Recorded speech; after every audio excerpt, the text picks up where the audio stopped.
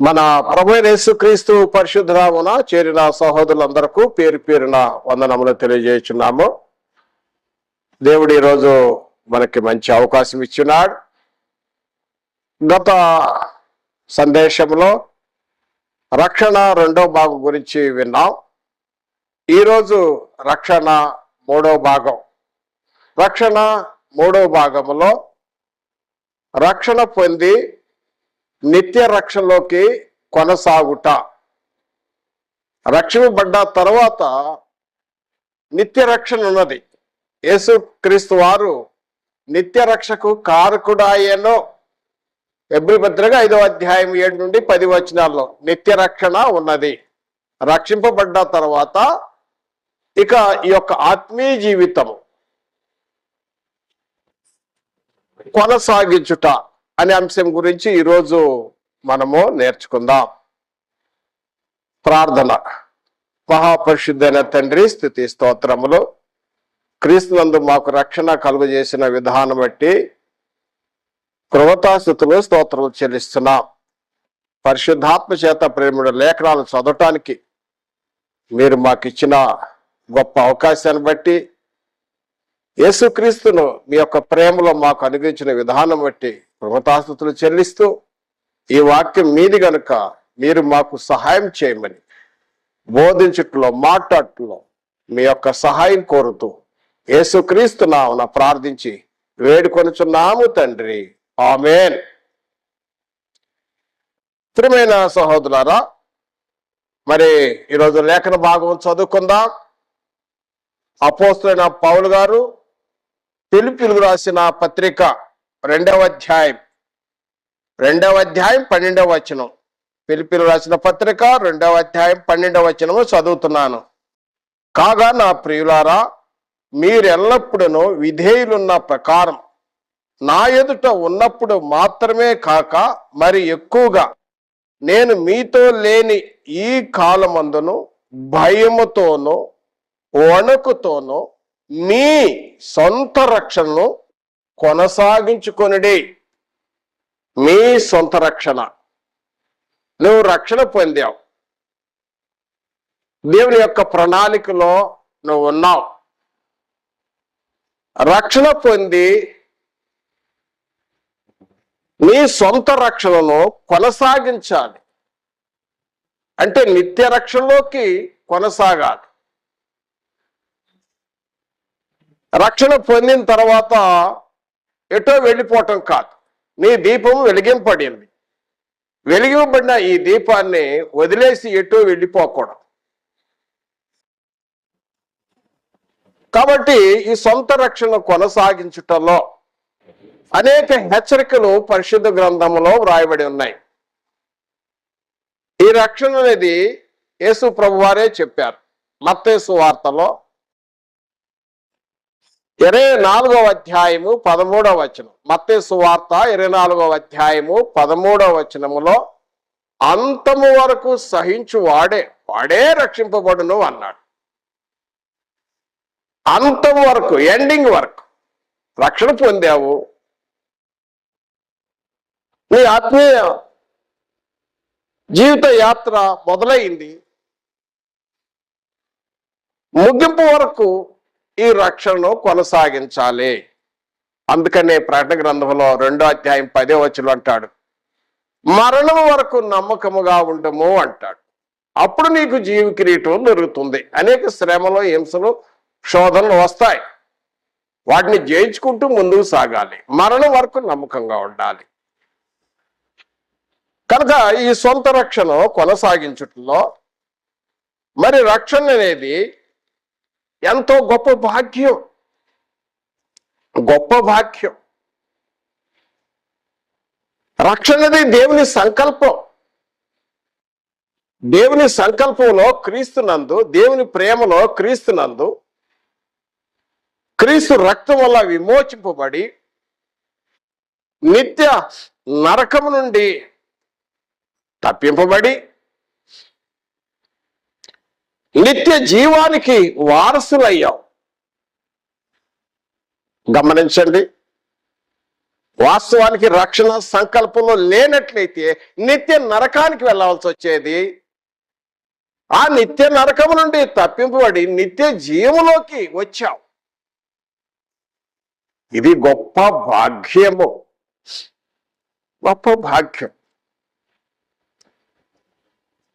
ఎందుకంటే రక్షింపబడిన వారు పరలోకంలో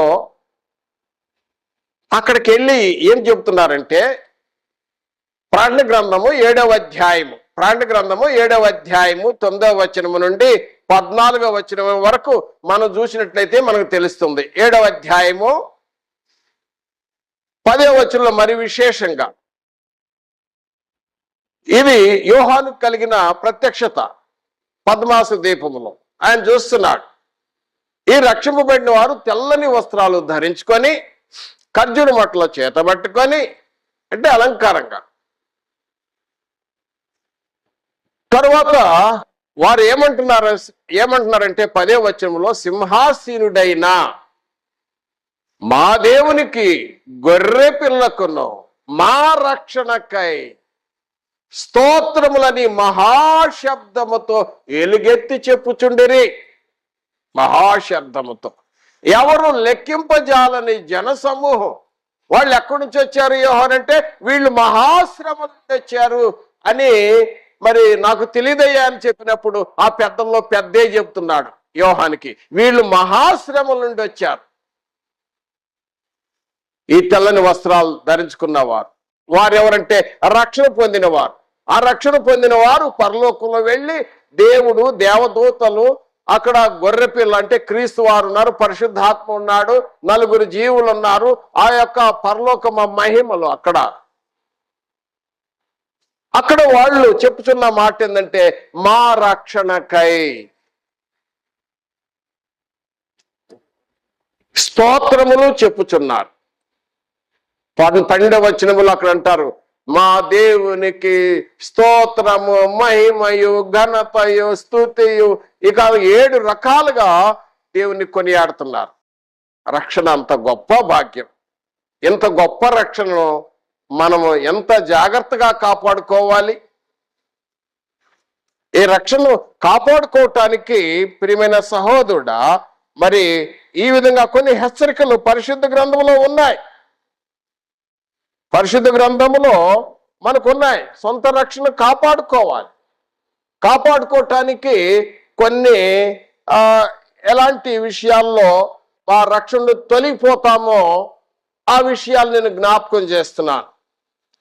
రక్షణ నుండి లేక సత్యము నుండి లేక సంఘము నుండి తొలగిపోయే కారణాలు.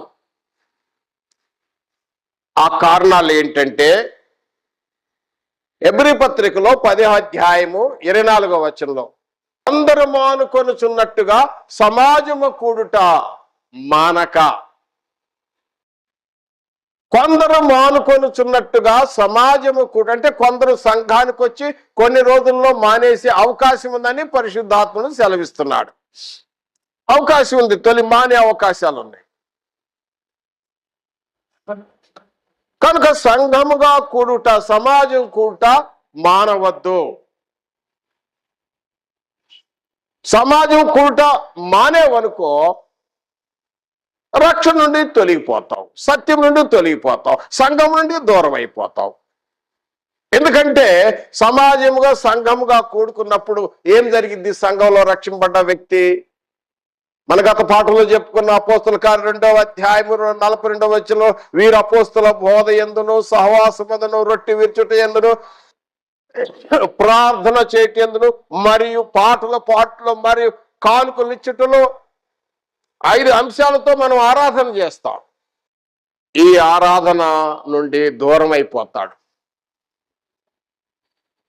రక్షణ నుండి తొలగిపోయే మొదటి కారణం ఇది. రెండవ కారణాన్ని జ్ఞాపకం చేస్తున్నాను. ఎందుకంటే హెబ్రీ పత్రికలోనే 10వ అధ్యాయం 25వ వచనంలో 10వ అధ్యాయం 25వ వచనంలో అంటాడు, ప్రేమ చూపుట యందును, సత్కార్యములు చేయుట యందును ఒకరినొకరు పురికొల్పాలి. సంఘ సహవాసులే లేవు, సహవాసులు లేవు.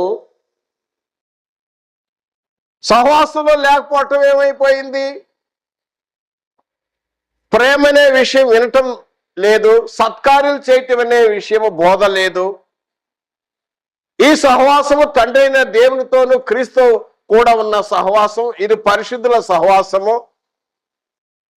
ఈ సహవాసం నుండి దూరం అవటం వలన క్రీస్తు ప్రేమ నుండి కూడా దూరమై సత్క్రియలు కూడా దూరమైపోయినట్లయితే నిష్ఫలులవుతారు. మరలా గమనించండి, హెబ్రీ పత్రిక 10 అధ్యాయం 24, 25 వచనాల్లో తరచుగా సంఘంలో చెప్తా ఉంటాం. ఎందుకంటే సంఘములో తప్పనిసరిగా సమాజముగా కూడుకోవాలి, సహవాసంలో ఉండాలి, ప్రార్థన వాక్య బోధ వినాలి. 5 అంశాలతో ఈ ఆరాధనలో సహవాసంలో ఉంటుంది. సహవాసం ఒకటైతే, రెండవ కారణములో ప్రేమ చూపుట, సత్కార్యములు చేయుట. ప్రేమ సత్కార్యాలు గనక మనం క్రైస్తుడయి రక్షణ పొంది క్రైస్తుడైన తర్వాత ఈ 2 గనక లేకపోయినట్లయితే నిష్ఫలులో అవుతాము అంటాడు. పేతురు రాసిన 2వ పత్రిక 1వ అధ్యాయం 8వ వచనంలో, మరి తీతు పత్రిక 3వ అధ్యాయం 14వ వచనంలో అన్ఫ్రూట్ఫుల్ అని ఉన్నాడు. తీతు పత్రిక 1వ అధ్యాయం 16వ వచనం అయితే సత్క్రియలు చేయకపోతే డిస్క్వాలిఫై అయిపోయాడు అంటాడు, భ్రష్టుడైపోయి అంటున్నాడు. కనుక ఎప్పుడైతే మేము రక్షణ పొందామో సంఘ సహవాసంలో లేకున్నట్లయితే ఈ యొక్క సంఘ ప్రేమను, ఈ సత్కార్యములకు దూరం అయిపోయినట్లయితే రక్షణ నుండే తొలగిపోయే అవకాశం ఉన్నది. మూడవదిగా చూసినట్టయితే, నా ప్రియ సహోదరుడా, మరి సంఘ సహవాసం లేకపోతే ఇక్కడ లేడు, ఆదివారం నాడు ఇక్కడ లేదు, సంఘ సహవాసం యొక్క కార్యక్రమం లేడు, మరి ఎక్కడుంటాడు? ఎక్కడో ఉంటాడు. లేకపోతే లోకంలో ఉండొచ్చు, ఇక్కడ లేకపోతే అక్కడ ఉండాలి. అంటే లోకంలో ఉంటే ఏమవుతుంది? మోసపోకుడి దుష్ట సాంగత్యము మంచి నడవడిని చెరుపును అంటాడు. కొరింథీ రాసిన మొదటి పత్రిక 15వ అధ్యాయం 33వ వచనంలో, కొరింథీ రాసిన మొదటి పత్రిక 15వ అధ్యాయం 33వ వచనంలో, మోసపోకుడి దుష్ట సాంగత్యము మంచి నడవడి. నువ్వు రక్షింపడ్డావు, సంఘంలో చేర్చబడ్డావు, నువ్వు దేవునితో సహవాసంలో ఉన్నావు, ఒక మంచి ప్రేమ కలిగిన వాడుగా ఎదుగుతున్నావు, సత్క్రియలు చేసే కార్యక్రమాల్లో ఉన్నావు. ఇప్పుడు వీటికి దూరమయ్యి లోక స్నేహితం చేసావనుకో ఏమైపోతుంది? వీడు వాడైపోతాడు, ఇక్కడ వాడు అక్కడ వాడవుతాడు. కనుక నా ప్రియ సహోదరుడా గమనించాలి. ఏంటంటే నా ప్రియ సహోదరుడు గమనించాలి, లోక స్నేహితము,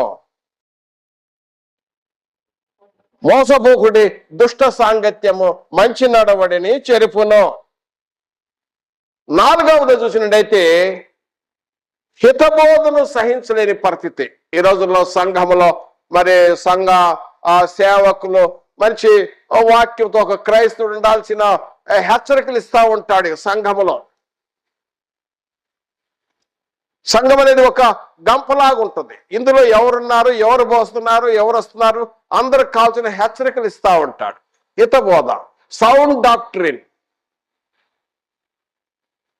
ఆరోగ్యకరమైన బోధ, ఆత్మీయంగా ఎదగటానికి బోధ ఇది. ఈ హితబోధను సహింపక జనులు ఏం చేస్తారంటే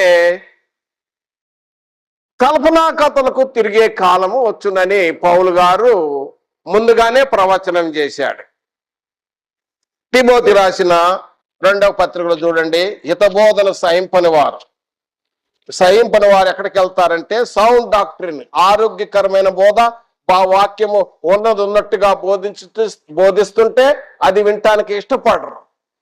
మరి ఎక్కడికి వెళ్తారు అంటే తిమోతికి రాసిన 2వ పత్రిక 4వ అధ్యాయం 3 నుండి 4 వచనాలు. ఎందుకనగా జనులు హితబోధను సహింపక దురద చెవులు గలవారై తమ స్వకీయ దురాశలకు అనుకూలమైన బోధలకు, తనకు అనుకూల బోధలకు తమ కొరకు పోగు చేసుకొని సత్యమునకు సెవియగ్గ కల్పనా కథలకు తిరుగు కాలము వచ్చును తిమోతి. రాబోయే రోజులు ఇట్లానే వస్తాయి తిమోతి. దాదాపు 2000 సంవత్సరాల క్రితమే పౌలు గారు ప్రవచనం చెప్పాడు. జనులు హితబోధను, సత్యబోధను అంగీకరించరు. వాళ్ళకి ఏం కావాలి? కల్పనా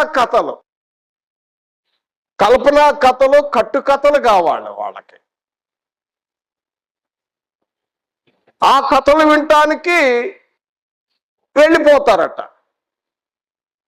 ఏంటంటే ఆ కథలు వినటానికి ఏంటంటే వారికి ఒక చెవు జబ్బు ఉంది. ఆ చెవిటి జబ్బు కాదు అది. అదేంటంటే ఆ చెవుకున్న జబ్బు దురద చెవులు, అంటే కల్పనా కథలు వినాలనే దురద. అలాంటి వాటికి వెళ్ళిపోతారు తిమోతి. సత్యాన్ని అంగీకరించరు. What is the truth? సత్యం అంటే ఏంటి? వాక్యమే సత్యము. హితబోధ, సౌండ్ డాక్ట్రిన్. కనుక దీనివల్ల అంటే కల్పనా కథలకు వెళ్తారట. ఎట్లా వెళ్తారు? జనులు గుంపులు గుంపులుగా తండోపతండాలుగా వెళతారు తిమోతి.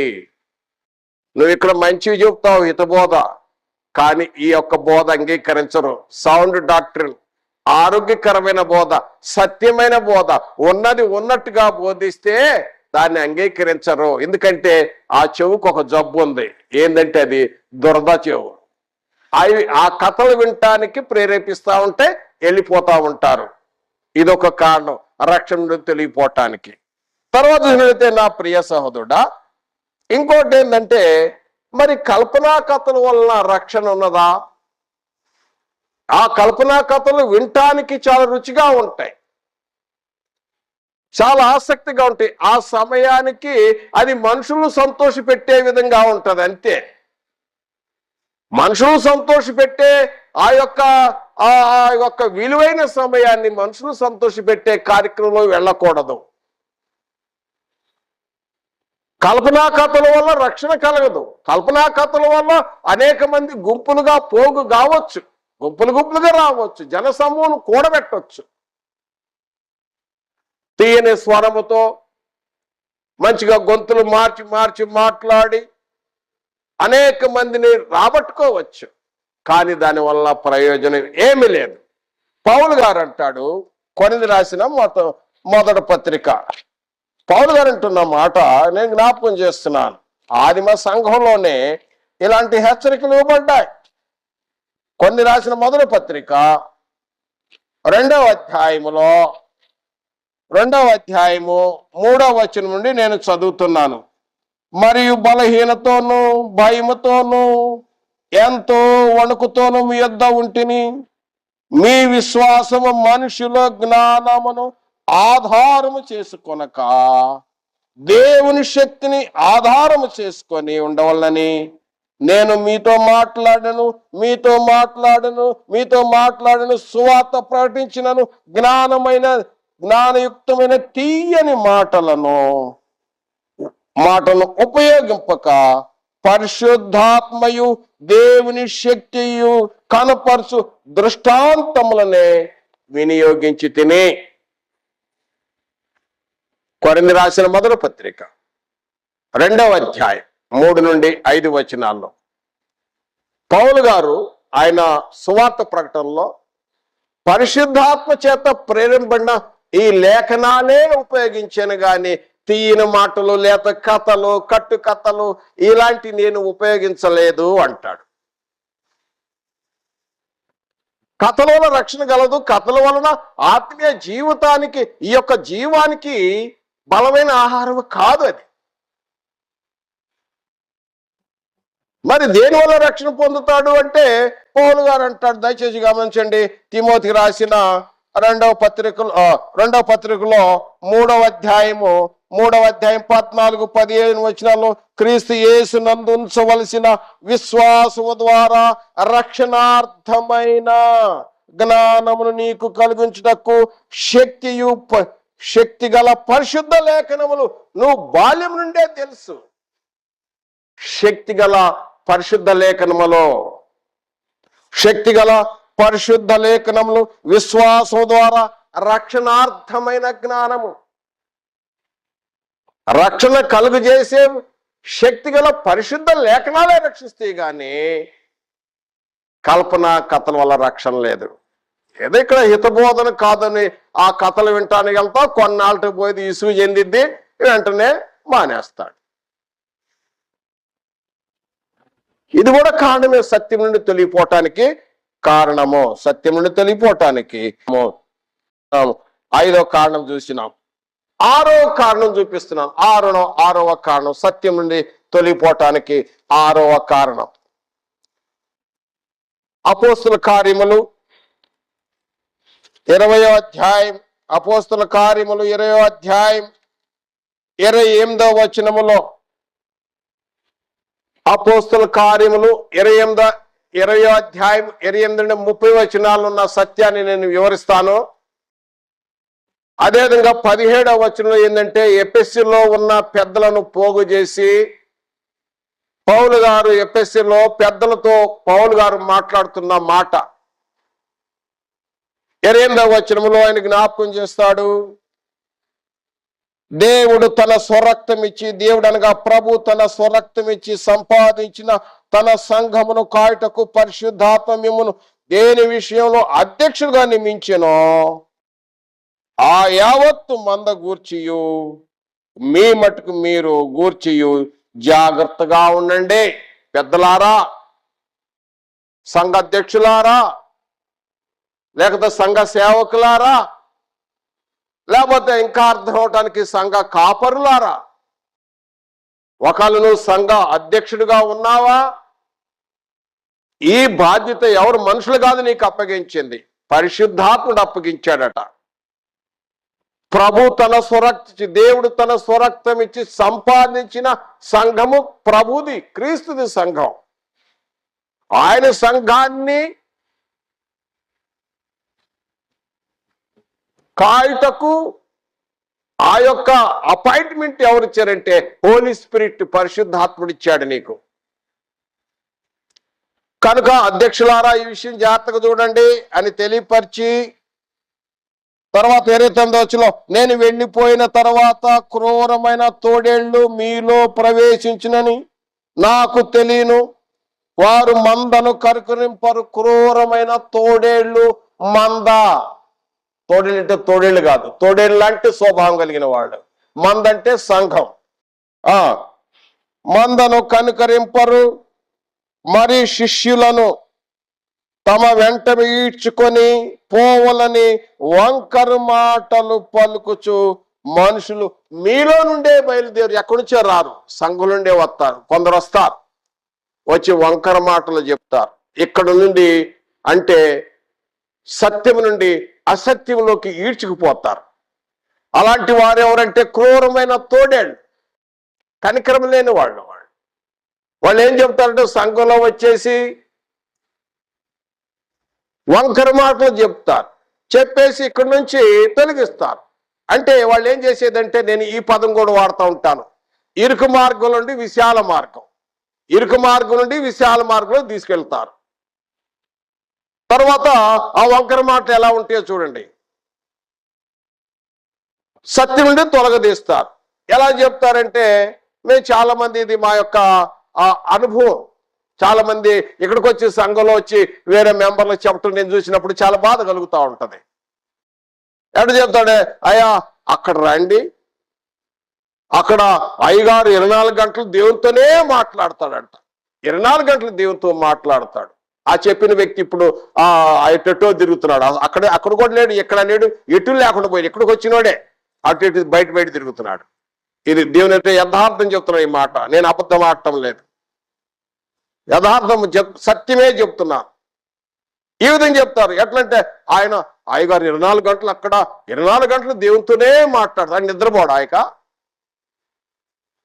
ఈ విధంగా ఒకరు మళ్ళీ ఏం చెప్తారు, ఇక్కడ సంఘంలో ఉన్న పిల్లలు మీకు సంతానం కలగలేదా, ఆడకొచ్చి అక్కడ నూనె బాటిల్ కొంటే చాలు పిల్లలు కానీ వచ్చారు. ఇంకేం చెప్తారు? అక్కడ ఎంతమంది వస్తారు? గుంపులు గుంపులుగా వస్తారు.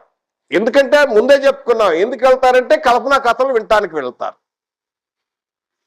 ఇంకా అనేకమైన విషయాలు చెప్పి సత్యం నుండి తొలగదీస్తారు. సాతాను పని ఏంటి? సాతాను పని ఇదే కదా, సత్యం నుండి తొలగదీయాలి, విశాల మార్గంలో వేయాలి. గంపలో నుండి తీసి ఒక గుంపులో పడేసాడు అపవాది. గంప వేరు, గుంపు వేరు. కనుక ఇది కూడా ఇదొక కారణము. ఏదంటే మరి ఎక్కడి నుంచో రారు వాళ్ళు, మన మధ్య నుండే వస్తారట, సంఘంలో నుండే. వాళ్ళు క్రూరమైన తోడాడు, వంకర మాటలు చెప్పి ఇక్కడి నుంచి అటు ప్రక్క దొలిగిస్తారు. కనుక నా ప్రియ సహోదరుడా, ఇదొక కారణం. ఈ కారణం ఎన్ని చూసామో? 6 కారణాలు చూసాం. ఇక సమయాన్ని జ్ఞాపకం చేసుకొని మరి 7వ కారణాన్ని కూడా జ్ఞాపకం చేస్తాను.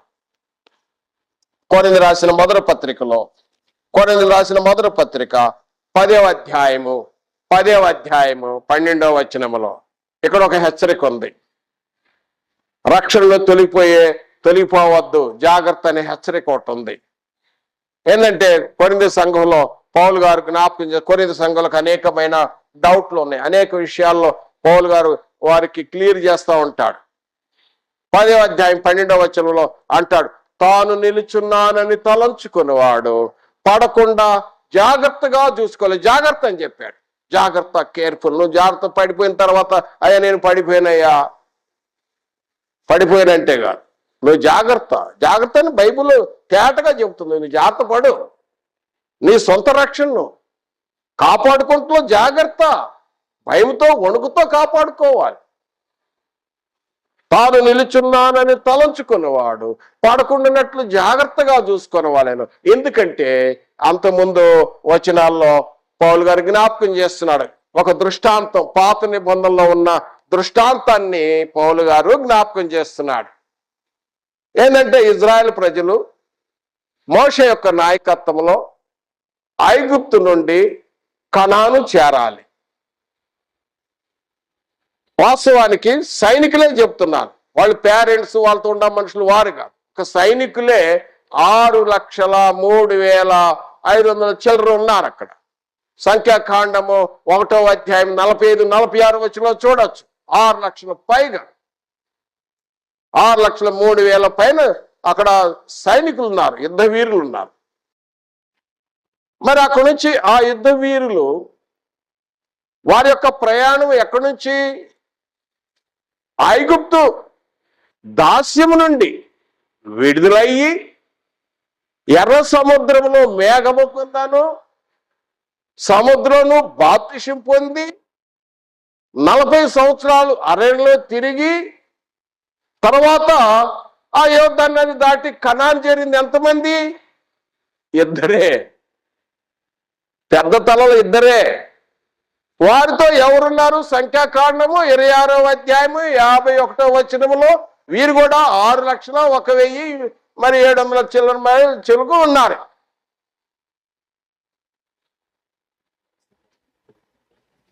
మరి ఇక్కడ ఆ 40 ఇయర్స్ లోపు వాళ్లే ఉన్నారే గాని ఐగుప్తు నుండి ఆ ఎర్ర సముద్రంలో మరి బాప్తిసం పొంది ఆ తర్వాత 40 సంవత్సరాలు ప్రయాణం చేసి చివరికి కనాను చేరింది ఎవరంటే 2. కారణం ఏంటి? ఆ విషయాన్ని పౌలు గారు ఇక్కడ కొరింథీ పత్రికలో, మొదటి కొరింథీ పత్రికలో 10వ అధ్యాయంలో జ్ఞాపకం చేస్తున్నాడు. ఇవి మనకు దృష్టాంతాలు. 6వ వచనం అంటాడు, ఇవి మనకు దృష్టాంతాలు, యుగాంతమందున్న మనకి దృష్టాంతాలు. 11వ వచనంలో ఇవి మనకు బుద్ధి కలుగుటకు, బోధ కలుగుటకు ఇవి దృష్టాంతాలు. వీళ్ళని బట్టి మనం నేర్చుకోవచ్చు. ఐగుప్తు నుండి బయలుదేరిన వాళ్ళు ఐగుప్తు దాస్యం నుండి విడుదలయ్యి ఎర్ర సముద్రంలో బాప్తిసం పొంది 40 సంవత్సరాలు తిరిగి చివరికి కనాను చేరింది. అక్కడి నుంచి బయలుదేరిన ఆ మొదటి సంఖ్యలో లెక్క పెట్టిన వాళ్ళు ఎంతమంది చేరారంటే 2 చేరగలిగారు. కారణం ఏంటంటే వారి యొక్క అవిధేయత, వారి యొక్క అపనమ్మకత్వము, వారి యొక్క సణుగులు, వారి యొక్క తిరుగుబాటు, అనేక కారణాలు ఉన్నాయి. కొన్ని కారణాలు ఇక్కడ పౌలు గారు జ్ఞాపకం చేస్తున్నాడు. చూడండి, 5వ వచనం నుండి చదువుతున్నాను. కొరింథీ రాసిన మొదటి పత్రిక 10వ అధ్యాయము 5వ వచనం నుండి చూసినట్టయితే, అయితే వారిలో ఎక్కువ మంది దేవునికి ఇష్టలుగా ఉండలేకపోయిరి, అరణ్యములో సంహరింపబడిరి. వారు ఆశించిన ప్రకారము కొత్త నిబంధనలో ఉన్న మనము చెడ్డ వాటిని ఆశింపకుండానట్లు ఈ సంగతులు మనకు దృష్టాంతాలు ఉన్నాయి. ఇప్పుడు క్రీస్తునందు మనకు దృష్టాంతాలు, క్రీస్తును రక్షింపబడ్డా మనకు ఇవి దృష్టాంతాలు. కనుక ఇక్కడ అంటాడు 7వ వచనంలో, వాళ్ళు దేవునికి ఇష్టలుగా ఉండలేకపోయారు. కారణం ఏంటంటే, జనులు తినుచు త్రాగుచు కూర్చోండి ఆడుటకు లేచిరి. తినుచు త్రాగుచు ఏం చెప్తున్నారో, జనము కూర్చొని ఆడుటకు లేచిరి. తర్వాత అవి వ్రాయబడినట్టు, వారిలో కొందరు వలె మీరు విగ్రహార్థికులై ఉండకుడి. విగ్రహార్థికులయ్యారు. మరియు మనం వ్యభిచారికులయ్యారు కొంతమంది. మరియు వారి వలె మనము వ్యభిచరింపక ఉందము. వారిలో కొందరు వ్యభిచరించి ఒక్క దినమందే 23,000 మంది కూలిరి. మరియు ప్రభును శోధింపక ఉందము. వారు ఎన్నికమంది శోధించారు. వాళ్ళు ఏం చేశారంటే, వారిలో కొందరు శోధించి సర్పం వలన నశించిరి. మీరు సనగకయు వారిలో కొందరిని సణిగి సంహారిక చేత నశించిరి. 11వ వచనం, ఇవి అన్ని మనకు దృష్టాంతములో. చూడండి, చాలా ఆశ్చర్యం కదా. ఇజ్రాయెల్ ప్రజలు ఐగుప్తు దాసి నుండి విడుదలయ్యి కనాను చేరాలి. కనాను చేరింది ఇద్దరం. అదే ఈ 40 సంవత్సరాల్లో వారి యొక్క జీవితాన్ని నేను కొద్దిగా జ్ఞాపకం చేస్తాను. ఎర్ర సముద్రంలో బాప్తిసం పొందారు. వచ్చారు, బాప్తిసం పొందిన తర్వాత 40 years ఆ అరణ్యంలో తిరుగుతా ఉన్నారు. 40 years దేవుడు వారికి ఒక పాఠం నేర్పుతున్నాడు. వారి పరిస్థితి ఎలాంటిదంటే, వాళ్ళు తినుచూ త్రాగుచున్నారు. వాళ్ళకి పని పాటలు లేవు. ఎందుకంటే వారికి పంటలు వేసుకునే పని లేదు, ఆహారం కావాలి. అందరూ ఎలాంటి ఆహారం తింటారు? పొలాల్లో పండిన ఆహారం తింటారు. కానీ వీరు ఎలాంటి ఆహారం తింటున్నారు? పైనుండి మన్నాను తింటున్నారు. మాంసం కావాలంటే పూరిడి పెట్టెలు తింటున్నారు. వీరి ప్రత్యేకత చూడండి. ఒకటిది. రెండవది, అందరూ ఏ నీళ్లు తాగుతారు? ఇతర ప్రజలందరూ ఏ నీళ్లు తాగుతారు? కాలువల్లోనో, చెరువుల్లోనో, కొండల్లోనో, లేకపోతే ఆ కుంటల్లోనో తాగే నీళ్లు తాగుతారు. నదుల్లో నీరు తాగుతారు. కానీ వీరు తాగింది ఏ నీరు? బండ నీళ్ళలోని నీళ్లు, ప్యూర్ వాటర్ తాగారు. అందరికి ఎలాంటి వెలుగు కావాలంటే దీపం వెలుగు ఉండేది. వీళ్ళకి ఏంటంటే పగలు మేఘస్తంభము, రాత్రి అగ్ని స్తంభం. ట్యూబ్ లైట్, గొప్ప ట్యూబ్ లైట్, అనేక లక్షల మందికి వెలుతురిచ్చే అలాంటి. వారు వస్త్రము చెనగలేరు, చెప్పులు అరిగిపోలేరు. వాళ్ళు ఎలా ఉన్నారంటే, ఎంత సుఖంగా ఉన్నారో చూడండి. వాడికి పని పాట లేకపోవటం వల్ల తినుచు త్రాగుచు అయిపోయారు. కూర్చున్నారు, ఆటలాడటానికి మొదలయ్యారు. వారు దేవునికి ఇష్టలుగా ఉండలేకపోయారు. వారు సణిగారు, దేవునికి విరోధంగా మాట్లాడారు, విగ్రహార్థికులయ్యారు, వ్యభిచారికులయ్యారు. అబ్బో, వాళ్ళ పరిస్థితి. వాస్తవానికి దేవుడైన యెహోవా ఇజ్రాయెల్ ప్రజలను ఎంతగానో ప్రేమించాడు, చాలా ప్రేమించాడు. ఈరోజు క్రైస్తవులు ఇజ్రాయెల్ ప్రజల కంటే ఇంకెక్కువ ప్రేమిస్తున్నాడు అనుకోండి, ఇది వేరే విషయం. ఈ విషయంకి వస్తున్నాం తర్వాత. కానీ కీర్తన 147వ కీర్తనలో 20వ వచనంలో అంటాడు, ఏ జనమునకు ఇలాగు చేయలేదు అంటాడు. ఏ జనమునకు ఇలాగు చేయలేదు. ప్రపంచంలో ఏ జనానికి చేయలేదు ఈ విధంగా ఇన్ని అద్భుతాలు. వారికి ఫుడ్ విషయంలో, ఆహార విషయంలో, నీళ్ల విషయంలో, వారు ఆ భయంకరమైన అరణ్యములో తిరుగుతూ ఉంటున్నప్పుడు వారికి ఏ కొదవ లేకుండా చేస్తే సణిగారు, అవేధులయ్యారు, అవిధేయులు, తినుచు త్రాగుచు ఆడుచు నాట్యమాడుచు దేవునికి ఎంతో వ్యతిరేకంగా నడుచుకున్నారు. ఇవన్నీ మనకు దృష్టాంతాలు. వాస్తవానికి ఈరోజు క్రైస్తవులు ఈ విషయంలో జాగ్రత్తగా ఉండాలి. క్రైస్తవులు కూడా మనం గమనించాలి. క్రైస్తవులు కూడా క్రీస్తు యేసులోనికి బాప్తిసం పొంది రక్షణ పొందిన తర్వాత రక్షణ పొంది నిత్య రక్షణలోకి కొనసాగుటలో నీ యొక్క జీవితం కొనసాగుతుంది కదా. ఈరోజు పాఠం అదే కదా, నిత్య రక్షణలో కొనసాగుటలో ఇదిగో ఇజ్రాయెల్ ప్రజలు చేసినట్లుగా చేయకూడదు, జాగ్రత్త అంటాడు పౌలు గారు. వాళ్ళు తినుచు త్రాగుచు ఆడుచు లేచారట, సణిగారంట, అవిధేయులయ్యారంట, దేవునికి ఇష్టలుగా ఉండలేకపోయారంట. మనమైతే క్రైస్తవులు మనం ఎక్కడి నుంచి విమోచింపడ్డాము? పాపదాస్యము నుండి విడుదలయ్యి క్రీస్తు రక్తంలో కడగబడ్డానికి బాప్తిసం. మనం కూడా వారు ఎర్ర సముద్రంలో బాప్తిసం పొందితే మనం క్రీస్తు రక్తంలో మరణ సమాధి పునరుద్ధానంలో బాప్తిసం పొంది నూతన జన్మ పొంది వారు 40 సంవత్సరాలు ప్రయాణించినట్టుగా మన ఆత్మీయ జీవితం కొనసాగుటలో మన సొంత రక్షణను కొనసాగించుటలో భయముతోనూ వణుకుతోనూ జాగ్రత్తగా ఈ యొక్క రక్షణ జీవితం కొనసాగించాలి. పౌలు గారు చెప్తుంది ఇదే మాట. ఇవన్నీ మనకు యుగాంతమందున్న మనకు ఇవి దృష్టాంతాలు, ఈ ఎగ్జాంపుల్స్ అని చెప్తాడు. అందుకనే తాను నిలుచున్నానని తలంచుకునేవాడు పడకుండానట్లు జాగ్రత్త, జాగ్రత్త, ప్రతి చోట జాగ్రత్త అని చెప్తున్నాడు. సొంత రక్షణను కొనసాగించుటలో జాగ్రత్త. కాబట్టి నా ప్రియ సహోదరుడా, మరి ఇన్ని 7 ఎగ్జాంపుల్స్ చూసినాం ఎక్కడెక్కడ తొలగిపోతున్నాము అని. కాబట్టి ఈ సొంత రక్షణను కాపాడుకొనటంలో మనం చేయవలసినవి ఏంటంటే, మళ్ళొకసారి మొదట మనం చదివాం ఫిలిప్పీ పత్రికలో. ఇప్పుడు తీసుకోవాల్సిన మన విషయాలు, మనం చేయవలసిన పనుల గురించి చెప్తున్నాను. ఇక్కడ ఏంటంటే ఫిలిప్పీ పత్రికలో పౌలు గారు జ్ఞాపకం చేస్తున్నాడు.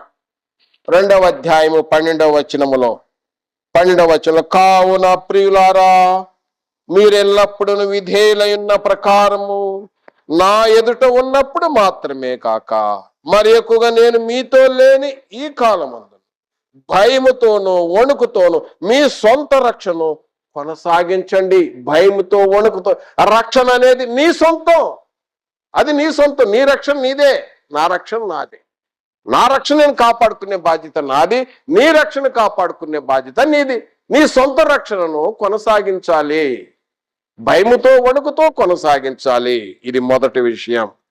అందుకోసం మనం ఏమి చేయాలి? నా ప్రియ సహోదరుడు, యేసు ప్రభు వారు చెప్పి ఉన్నారు మత్తయి సువార్తలో 6వ అధ్యాయం 1వ వచనం 33వ వచనం, 6వ అధ్యాయం 33వ వచనములో, కాబట్టి మీరు ఆయన రాజ్యంలో నీతిని వెతకండి. రాజ్యం అనగా సంఘాన్ని వెతకాలి. నీతి ఆయన ఆజ్ఞలను, ఆయన సత్యవాక్యాన్ని వెతకాలి. ఇది రెండవది. జాగ్రత్త పడటంలో నేను మళ్ళా జ్ఞాపకం చేస్తున్నాను. తర్వాత చూడైతే సహవాసం. ఆ ఇజ్రాయెల్ ప్రజలు ఇద్దరే చేటానికి కారణం ఏంటి? ఈ రోజు కూడా క్రీస్తునందున్న వారు అందరూ బాప్తిసం పొందిన రక్షింపడ్డ వాళ్ళందరూ పరలోకంలో చేరతారంటే డౌటే. ఎందుకంటే రక్షింపడిన తర్వాత అనేక మంది వెళ్ళిపోతున్నారు. ఎటు వెళ్ళిపోతున్నారు కూడా తెలియట్లేదు. వెలిగింపండి దీపం ఆరిపోతుంది, ఆయన రండి అని చెప్తున్నా కూడా రావటం లేదు. కారణం ఏంటంటే వాళ్ళు సహవాసం విడిచారు. అపోస్తల బోధ, సహవాసం, రొట్టె విరుచుట, ప్రార్థన చేయుట, కానుకలు ఇచ్చుట, పాటలు పాట, ఈ కార్యక్రమం దేవునితో సహవాసం లేదు. సహవాసం లేదు. క్రొత్త నిబంధనలు కూడా అదే. పాత నిబంధనలు వాళ్ళు తొలగిపోవడానికి కారణం హెబ్రీ పత్రిక 2వ అధ్యాయం, హెబ్రీ పత్రిక 4వ అధ్యాయం 2వ వచనంలో జ్ఞాపకం చేస్తున్నాడు. ఆ కేవలం ఇద్దరే చేరటానికి కారణం ఏంటంటే అని ఆయన జ్ఞాపకం చేస్తున్నాడు.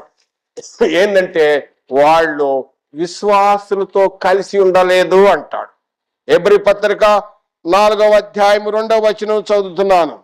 వారికి ప్రకటింపబడినట్లు మనకు సువార్త ప్రకటింపబడినను గాని వారు వినిన వారితో విశ్వాసము గలవారై కలిసి ఉండలేదు. వాళ్ళు ఎటు పోయారు? వాళ్ళు యెహోషువ కాలేపేమో ఒక ప్రక్కన గుడ్ రిపోర్ట్ ఇచ్చారు, మిగిలిన 10 మంది వేగుల వారు బ్యాడ్ రిపోర్ట్ ఇచ్చారు. ఆ అందరూ ఎటుపోయారంటే అవిశ్వాసంతో సహవాసం ఉండిపోయారు. ఈ రోజు కూడా క్రీస్తునందున్న వారు నువ్వు ఎవరితో సహవాసం చేస్తున్నావు? నేను ముందే చెప్పాను, మోసపోకుడి, నువ్వు దుష్ట సాంగత్యం మంచి నడవని చెరుపును. నువ్వు మోసపోవద్దు, గంప విడిచి గుంపులోకి వెళ్ళావేమో, ఒకళ్ళ కల్పనా కథలు వినటానికి వెళ్ళావేమో. నా ప్రియ సహోదరుడా, ఈ విషయాన్ని జ్ఞాపకం చేసుకోండి. నీ సహవాసం చాలా ప్రాముఖ్యం. వాళ్ళు తొలిపోవడానికి కారణం ఏంటంటే విశ్వాసులతో సహవాసంలో కలిసి ఉండలేదట. హెబ్రీ పత్రిక 4వ అధ్యాయం 2వ వచనం. ఇది కారణం. ఈ రోజు కూడా అదే, సహవాసం అనేది విడిచిపెట్టకూడదు. తర్వాత చూడైతే నా ప్రియ సహోదరుడా, నువ్వు క్రీస్తునందు రక్షణ పొందటం వల్ల నీ యొక్క స్టేటస్ ఎంత పెరిగిందో తెలుసా? ఎంతో స్టేటస్ లోకి వచ్చావు, మామూలు విషయం కాదు. పేతురు భక్తుడు అంటాడు, పేతురు రాసిన మొదటి పత్రిక 2వ అధ్యాయం 9వ వచనం, ఆయన చీకటిలో నుండి ఆశ్చర్యకరమైన వెలుగులోకి, ఆయన గుణార్జన ప్రచురం చేయబడిన నిమిత్తం ఏర్పాటు వంశము, పరిశుద్ధ జనము, దేవుని సొత్తు, అర్రాజులైన యాజక సమూహము అంటాడు.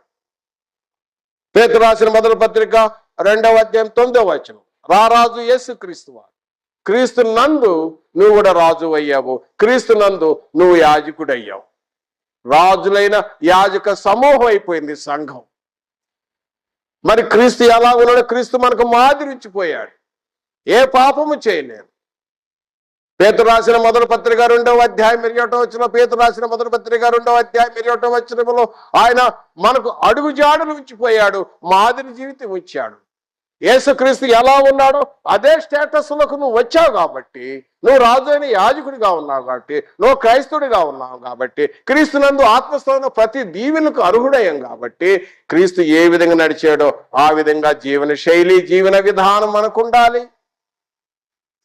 అప్పుడు నీ సొంత రక్షణ కొనసాగింపునట్టు అవుతుంది.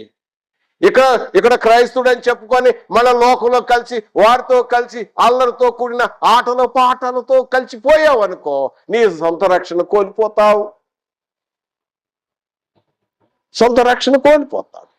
కనుక నా ప్రియ సహోదరుడా, మరి ఈ విషయాన్ని జ్ఞాపకం చేసుకొని ఇక ఆఖరిగా నేను జ్ఞాపకం చేస్తాను. పౌలు గారు అంటాడు, తిమోతి రాసిన మొదటి పత్రిక 2వ అధ్యాయం 4వ వచనంలో, ఓ తిమోతి, మనుషులందరూ రక్షణ పొంది సత్యంను గూర్చిన అనుభవ జ్ఞానము కలిగి ఉండాలని దేవుడు కోరుచున్నాడు. నువ్వు రక్షణ పొందావా?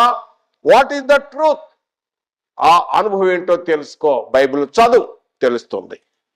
నువ్వు రక్షణ పొందితే సత్యంను గూర్చిన అనుభవ జ్ఞానం కలిగి ఉండు అంటాడు.